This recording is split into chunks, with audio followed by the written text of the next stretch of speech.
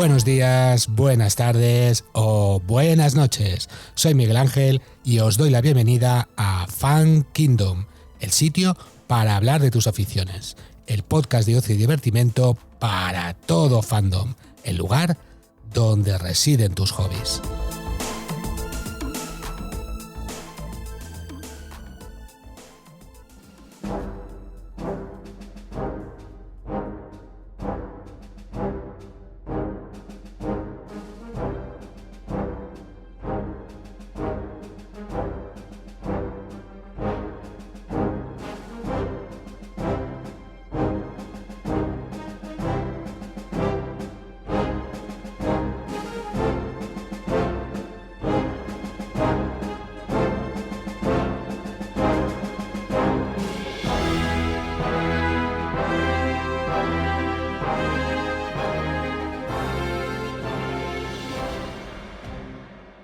La catástrofe de Noise, 1241, minisodio de historia.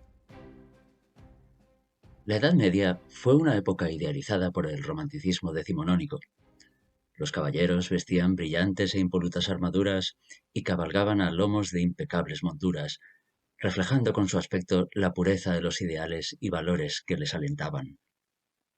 Años más tarde, Hollywood intentó infundir cierto realismo en sus representaciones medievales, simplemente añadiendo una pátina de suciedad y colores pardos o apagados al conjunto, pero manteniendo el grueso de los clichés en pie. Uno de ellos quizás sea el torneo medieval. En contraposición con la justa, el combate uno contra uno en el que dos caballeros se lanzaban el uno contra el otro, lanza en ristre, el torneo se asemeja más a la batalla campal. En él, dos o más grupos de caballeros se enfrentaban entre sí, y el equipo que más caballeros tomaba como prisioneros obtenía la victoria. Sin duda, esta actividad cumplía con útiles objetivos.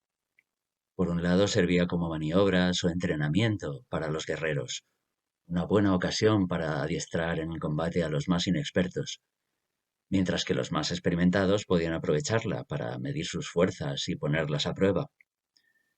Esta ruda actividad también canalizaba la belicosidad en tiempos de paz y daba salida a las ansias violentas de los caballeros más beligerantes en un ambiente supuestamente controlado. Como resulta natural suponer que tan civilizado pasatiempo se saliera de madre, no era algo extremadamente raro. En ocasiones, los espectadores o los criados de los combatientes se unían a la refriega, o la batalla simulada derivaba en una batalla real, o ésta se generalizaba en toda la región y se transformaba en un levantamiento. No hablaremos hoy de esas ocasiones, ni de las veces en que personajes ilustres murieron en esos torneos, o de cómo nobles y eclesiásticos los prohibieron en su jurisdicción. Pero sí, en cambio, de una singular tragedia por la que decenas de caballeros y escuderos encontraron la muerte, y no combatiendo, precisamente. Para ponerlos en contexto, recordemos cómo se había perfeccionado la armadura del caballero a mediados del siglo XIII.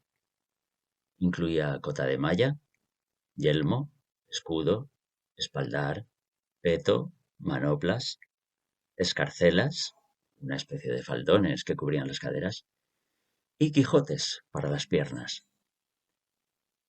El yelmo en particular fue evolucionando y cubriendo cada vez más superficie. Como resultaba lógico, los caballeros no querían perder la cabeza en el fragor de la contienda. Sin embargo, cuanta más protección, mayor limitación de la visión y del oído para su portador, e incluso mayores dificultades para respirar. Detalles que en novelas y películas siempre se han ignorado alegremente. Para el suceso que nos ocupa, diversos medievalistas mencionan como fuente la Chronica Universalis Metensis, escrita a principios del siglo XIII por el monje dominico Jean de Mailly, y que es famosa sobre todo por contar la historia de la papisa Juana, de la que hoy no hablaremos, por cierto. Esta crónica cita que, En el año 1241, en un torneo celebrado en las proximidades de Neuss, ciudad alemana en el actual estado de Renania del Norte-Westfalia, in torneamento Alamaniae milites subito insanientes, et imbicem occidente fere omnes perierunt, inter quos octoquinta famosi signifieri milites mortuis sunt. Lo que viene a decir que en el torneo de Alemania los soldados de repente se volvieron locos y se mataron entre sí en el oeste, entre los cuales murieron 80 caballeros famosos. ¿Se volvieron locos? ¿Decenas de caballeros, víctimas de una psicosis colectiva y asesina? Otras crónicas, afortunadamente, arrojan más luz sobre el asunto, aunque difieren en el número de bajas, dejándolas solamente en 60. En concreto, comentan que en Neuss muchos caballeros murieron por el calor y el polvo y que las aves carroñeras se agolpaban en el cielo en tan gran número que oscurecían el sol. Sin duda el espectáculo debió resultar dantesco. Hay que considerar que el llamado yelmo de tonel, usado en la época, era tan integral que suponía un peligro de asfixia real para el portador. Así pues, podemos suponer que, posiblemente debido a un día especialmente caluroso y quizá acompañado de un viento ardiente que levantara una buena polvareda, entre 60 y 80 caballeros y escuderos murieron asfixiados o de agotamiento por calor, encerrados en sus armaduras metálicas que, en vez de protegerlos, les resultaron letales. Pero ¿cómo pudo ocurrir? No sabemos a ciencia cierta sobre el clima de la región por entonces, y las crónicas tampoco dan más detalles. Sin embargo, los meteorólogos sí que explican que del siglo XIII al XIX, Europa atravesó la llamada Pequeña Edad del Hielo, lo cual, si bien pudiera implicar temperaturas más frescas que las actuales, conllevaría también una mayor incidencia de fenómenos extremos, es decir, una mayor variabilidad climática, que favorecería un episodio como el descrito. Este brutal suceso nos viene a recordar la descarnada realidad que suponía ir vestido con decenas de kilos de metal y la peligrosidad de las armas supuestamente defensivas del caballero medieval.